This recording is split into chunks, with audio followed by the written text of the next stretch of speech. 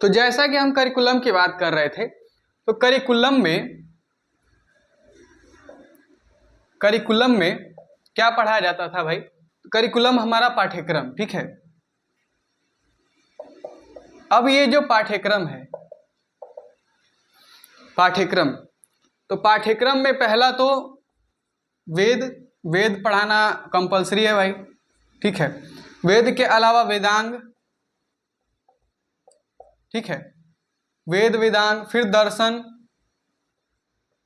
धर्म इत्यादि की शिक्षा। जैसे कि यहाँ पर हीनयान और महायान, इनकी भी शिक्षा दी जाती थी। हीनयान और महायान, क्योंकि बौद्ध धर्म में दो परंपराएं हो गई थी ना, हीनयान और महायान। और उसके बाद हीनयान महायान के बाद 18 शिल्प ये भी पढ़ाए जाते थे। 18 शिल्पों की बात होती थी। जैसे कि शिल्प मतलब जो कलाएं थी, जैसा कि मैं पहले अन्य चैप्टर्स में बता चुका हूं, अन्य यूनिवर्सिटीज़ को जब मैं पढ़ाया तो 18 शिल्पों को भी बताया हूं कि इसमें धनुर्वेद, आयुर्वेद, इन सब का भी नाम आता है, ठीक है। तो और उसके बाद 18 शिल्पों के बाद आपका पुराण हो गया, क्योंकि पुराण उस समय तक लिखने स्टार्ट हो गए थे। पुराण हो गए, धर्मशास्त्र हो गए, ठीक है ना, धर्मशास्त्र हो गए। फिर अन्य जैसे कि आपका अगर दर्शन में बात करी जाए तो सांख्य फिलॉसफी, सांख्य दर्शन मस्ट था, ये मस्ट पढ़ाया जाता था, ठीक है। सांख्य दर्शन की बात करी जाए, सांख्य दर्शन पढ़ाया जाता था। इसके अतिरिक्त आपको वहाँ पर वेद वेदांग, दर्शन, धर्म, हीनयान, महायान ये सब पढ़ाए जाते थे। 18 शिल्पों को भी बताया जाता था। पुराण और धर्मशास्त्र भी बताए जाते थे, सांख्य दर्शन बताए जाते थे, ठीक है। तो इस प्रकार से ये सारी चीज़ें पढ़ाई जाती थी। जैसे कि इसके अतिरिक्त आयुर्वेद हो गया, ठीक है, व्याकरण वगैरह भी हो गया, व्याकरण। हाँ, एक और चीज़, यहाँ पर तिब्बती भाषा भी पढ़ाई जाती थी, तिब्बती भाषा। और साथ में जो पाली भाषा है, पाली, क्योंकि उस समय तक पाली आ ही गई थी, तो पाली इत्यादि का भी, पाली भाषा का भी पढ़ाया जाता था। और संस्कृत तो थी ही भाई, तो पाली और संस्कृत, व्याकरण इत्यादि सब, ये सब चीज़ें पढ़ाई जा रही थी उस समय। यहाँ पर ये भी था कि कोई भी अपने हिसाब से चुन सकता था कि उसे क्या पढ़ना है। अब उसके बाद आते हैं एडमिनिस्ट्रेशन में, ठीक है। और कहाँ गया मेरा ये, ठीक है।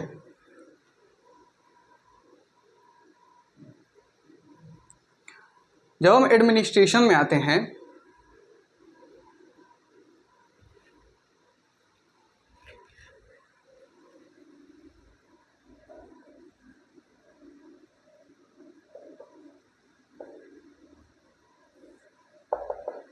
ठीक है, तो एडमिनिस्ट्रेशन के लिए सबसे पहले जो सबसे ऊपर होता था वो होता था आपका चीफ एबॉट, मतलब मुख्य मठाधीश। मुख्य मठाधीश जो है वो सबसे ऊपर होता था, मठाधीश। मतलब इसके नीचे और सभी लोग होते थे, जैसे कि कोई भी टीचर हुआ या फिर कोई अन्य जितने भी पद थे वो सब इसके अंदर ही, नीचे ही होते थे। यहाँ पर एडमिनिस्ट्रेशन दो प्रकार से चलता था, एक तो एकेडमिक और दूसरा एकेडमिक के बाद एक और आता है ना, एडमिनिस्ट्रेटिव, शायद एकेडमिक और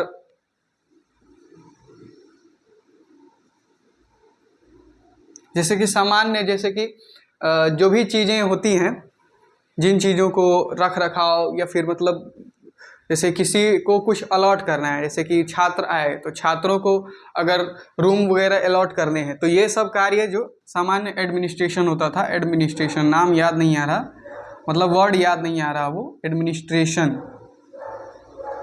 इसको सामान्य हम बोल सकते हैं, सामान्य बोल रहे हैं। एकेडमिक वाला एकेडमिक एडमिनिस्ट्रेशन हो गया और इसको सामान्य एडमिनिस्ट्रेशन बोल रहे हैं, ठीक है। तो ये एडमिनिस्ट्रेशन जो था, एकेडमिक में क्या होता था कि लेक्चर्स जो हैं कौन से लेक्चर्स कब किए जाएंगे, ठीक है, कितनी लेक्चर्स होंगे पर डे, या कौन टीचर क्या पढ़ाएगा, इन सब चीज़ों को, या फिर कितने छात्र आए, इन सब चीज़ों का ब्यौरा, ठीक है, कितने स्टूडेंट्स, कितने टीचर्स हैं, इन सब चीज़ों का ब्यौरा ये एकेडमिक एडमिनिस्ट्रेशन द्वारा रखा जाता था। लेकिन जो सामान्य एडमिनिस्ट्रेशन है उसके द्वारा किस छात्र को कौन सा रूम अलॉट किया जाएगा, वो कितना सीनियर है उसको किस प्रकार का रूम मिलेगा, और ये सब चीज़ें हो गई, ठीक है, और उसे किन किन चीज़ों का लाभ मिलेगा, ये सब है ना, या फिर जो वहाँ पे एम्प्लॉय वगैरह थे, कर्मचारी वगैरह थे, उन सब को कितना धनराशि मिलेगी, या वो कार्य कर रहे हैं तो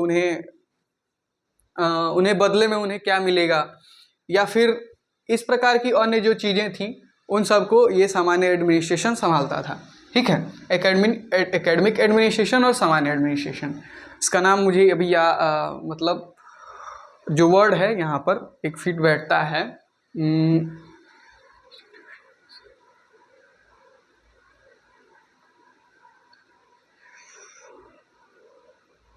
ठीक है।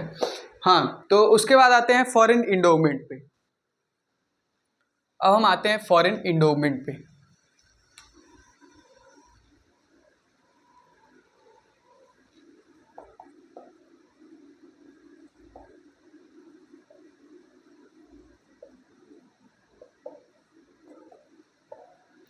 फॉरेन इंडोमेंट का मतलब ये है कि इसको हिंदी में अक्षय निधि भी कह सकते हैं, ठीक है, विदेशी अक्षय निधि।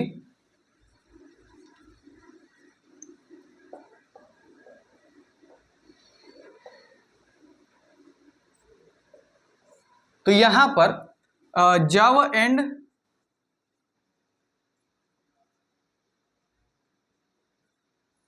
सुमंता के एक किंग थे, ठीक है, बलपुत्र देव, बलपुत्र द्वितीय, शायद बलपुत्र द्वितीय। तो उनके द्वारा यहाँ पर एक मोनास्ट्री बिल्ड करी गई, मठ, और उसके लिए पांच गांव दिए गए। और उनके जो फ्रेंड और अलाई थे उस समय बिहार के राजा थे धर्मपाल, उनको क्या किया गया, उनको बताया गया, मतलब उन्होंने बताया कि भाई देखो यहाँ पर मैंने एक मोनेस्ट्री बनवा दी है और इसके लिए 5 गांव दे दिया गया है, और आप क्या करो कि ये असाइन करो, ये मतलब ये निर्धारित करो कि इनका जो भी धन है या फिर जो भी टैक्स वगैरह है या राजस्व है यहाँ से जो भी प्राप्त हो रहा है वो सब इस मोनेस्ट्री के खर्च वर्ष में लगेगा, मतलब जो भी व्यय होगा वो सब इस मोनेस्ट्री के खर्च वर्ष में लगेगा। और इस मोनेस्ट्री का मुख्य कर्तव्य क्या था, मतलब पर्पज कहें तो अगर, तो पर्पज इसका था कि जितने भी पांडुलिपियाँ थीं उस समय भारत में अवेलेबल, जितनी भी पांडुलिपियाँ थीं जो उस समय के समकाल के जो आचार्य लिखते थे या फिर जो पहले की लिखी हुई थी, या पुराणों का उस समय उद्भव हो रहा था, तो पुराण भी जितने लिखे गए थे इन सब का एक प्रतिलिपि तैयार करना, ठीक है, प्रतिलिपि तैयार करना, इसका मुख्य यही कार्य था। और प्रतिलिपि तैयार करना मतलब जानते ही हैं कि भाई जितनी ज़्यादा प्रतिलिपियाँ रहेंगी उतना ज़्यादा ज्ञान अन्य क्षेत्रों में फैल सकेगा। अगर एक देश से दूसरे देश में जा रहे हैं तो जैसे कि ये एक ही सेंटर है ना, तो यहाँ पर कितने लोग आके पढ़ सकेंगे, नहीं, बहुत लोग नहीं आ पाएंगे जो एलिजिबल हैं, लेकिन फिर भी वो नहीं आ पाएंगे। तो इस प्रकार से प्रतिलिपियों के तैयार करने का एक मोनास्ट्री का निर्माण हुआ, ठीक है। अब उसके बाद देखते हैं करिकुलम नहीं, वर्क इन तिब्बत, ठीक है। वर्क इन तिब्बत की जब हम बात करते हैं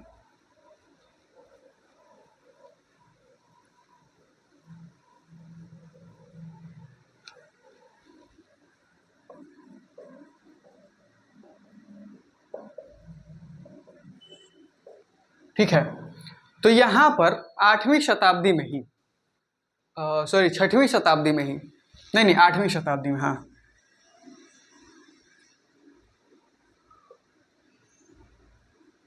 अच्छा, ये जो ये जो फॉरेन इंडोमेंट मिला था बलपुत्रदित्य के द्वारा, ये 9th सेंचुरी एडी में मिला था, ठीक है, सेंचुरी एडी में हुआ था, ठीक है, 9th सेंचुरी एडी में मिला था। और 8वीं शताब्दी में ही यहाँ के जो आचार्य थे वो निकल करके और तिब्बत पहुँचे, ठीक है, तिब्बत जो कि भारत के इस समय चाइना के पास है, ठीक है, चाइना के पास है, भारत से सटा हुआ, नेपाल से सटा हुआ, नेपाल बॉर्डर और भारत बॉर्डर मिलता ही है, ठीक है। तो तिब्बत जो है उस समय, तिब्बत में यहाँ के जो हमारे यहाँ के जो यूनिवर्सिटी के जो आचार्य थे वो निकल करके और तिब्बत जा रहे थे और वहाँ पर बौद्ध धर्म का प्रचार प्रसार कर रहे थे। प्रचार प्रसार का कार्य वहाँ पर चल रहा था, प्रचार प्रसार। और इस क्षेत्र में जो सबसे पहले गए आचार्य, ठीक है, उनका नाम था, अगर मैं उनका नाम न भूलूं तो उनका नाम था चंद्रगोमिन, ठीक है, उनका नाम था चंद्रगोमिन, जो यहाँ से निकले।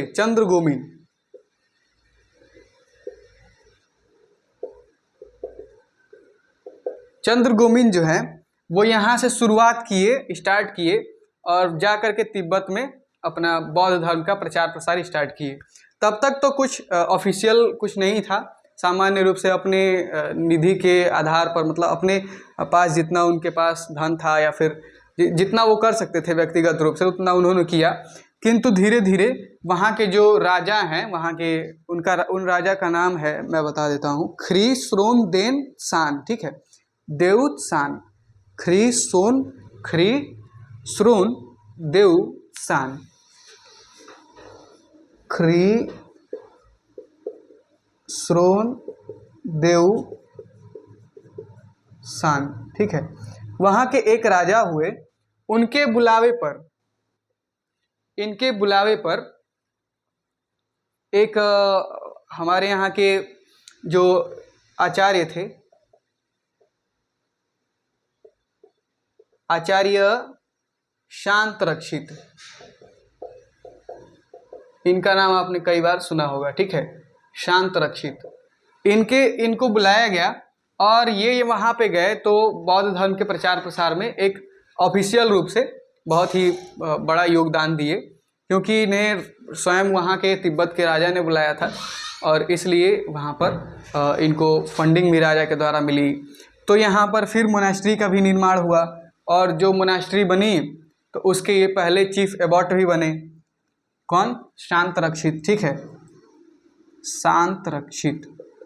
और इन्होंने अपनी मृत्यु तक, मतलब जब तक ये परलोक नहीं पधार गए तब तक लगभग 862 की शायद 962, 862 था शायद, तो 862 तक, 762 एडी तक ये, मतलब 762 एडी में इनकी मृत्यु हुई और तब तक ये बौद्ध धर्म के प्रचार प्रसार में अपना योगदान देते रहे, ठीक है। तो ये हो गया हमारा। और इस कार्य में एक पद्म संभव नाम के कश्मीरी मॉन्क थे, कश्मीरी मॉन्क कह सकते हैं, ठीक है, पद्म संभव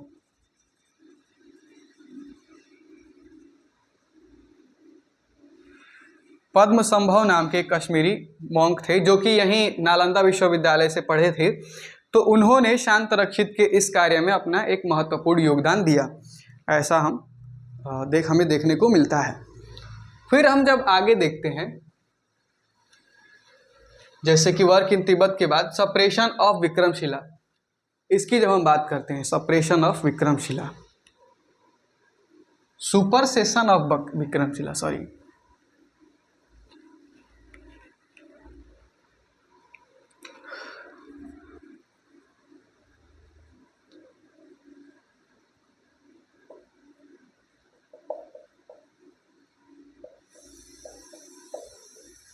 ठीक है। अब हम देखते हैं, जब हम बात करते हैं सुपरसेशन ऑफ विक्रमशिला की, तो आप जब देखेंगे 12th शायद 11th सेंचुरी एडी के आसपास, तो विक्रमशिला भी अपने हाइप पर था और ये भी अपने हाइप पर था, ठीक है। यहाँ के जो टीचर्स थे, यहाँ के जो स्टूडेंट्स थे, वो निकल करके और विक्रमशिला जा रहे थे और वहाँ पर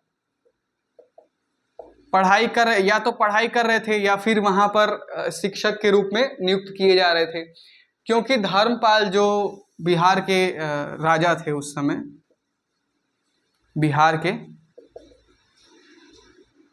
राजा धर्मपाल, वो जो है उनके द्वारा इस विक्रमशिला यूनिवर्सिटी की स्थापना करी गई थी। तो ऐसा माना जाता है कि विक्रमशिला को ज़्यादा धर्मपाल के द्वारा रिकॉग्नाइज किया गया और नालंदा इनके द्वारा कम जो है कि रिकॉग्नाइज किया गया, या फिर यूँ कहिए कि इन्होंने नालंदा विश्वविद्यालय में ज़्यादा हस्तक्षेप नहीं किया, विक्रमशिला विश्वविद्यालय में हस्तक्षेप किया। इसलिए विक्रमशिला को ज़्यादा उस समय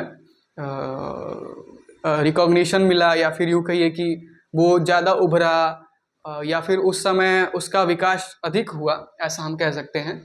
और नालंदा विश्वविद्यालय धीरे धीरे उस समय अपने यूँ कहिए कि धीरे धीरे उसका अंत प्रारंभ हो गया था, क्योंकि 11th सेंचुरी एडी के बाद 12th सेंचुरी एडी जैसे ही आता है, फिर 13th सेंचुरी एडी जब आता है, तो आप देखेंगे कि उस समय विक्रमशिला के बाद डिस्ट्रक्शन इसका स्टार्ट हो जाता है।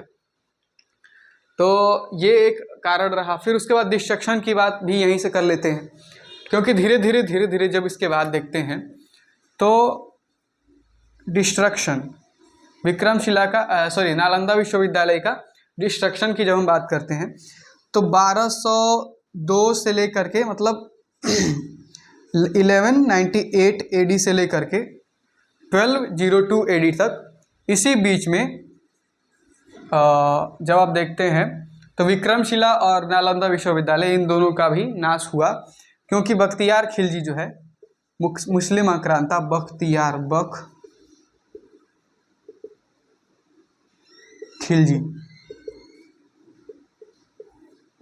खिलजी के द्वारा यहाँ पर मास डिस्ट्रक्शन कह सकते हैं या फिर मैसेकर कह सकते हैं, यहाँ पर कराया गया और जितने भी लोग हैं उन सब का सर धड़ से अलग कर दिया गया, ठीक उसी प्रकार से जिस प्रकार से विक्रमशिला यूनिवर्सिटी में किया गया था।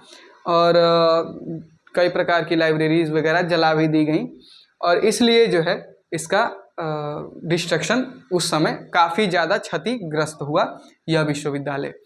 जब आप बात करते हैं इसके डिस्ट्रक्शन की, तो इसका डिस्ट्रक्शन इसके डिस्ट्रक्शन का जो अकाउंट हमें प्राप्त होता है वो तबाकत ए नसीरी से, इस बुक से प्राप्त होता है। तबाकत ए नसीरी, ठीक है। अब नासिरी है कि नसीरी है, ऐसा ही कुछ है। तबाकत, इसको मैं हिंदी में लिख दूँ तो तबाकत ए नसीरी, ठीक है, इस किताब से हमें मिलता है। तो ये रहा हमारा विक्रमशिला नालंदा यूनिवर्सिटी का एक संक्षिप्त इतिहास, या यूँ कहिए कि एक पॉइंट बाय पॉइंट इतिहास आप देख सकते हैं, हिस्ट्री देख सकते हैं। एंशिएंट इंडियन हिस्ट्री में इसका नाम आज भी लोग बहुत गर्व से लेते हैं। ये हमारे भारत की एक पहचान है और ये धरोहर है जिसको फिर से जीवित करने की आवश्यकता है, क्योंकि जिस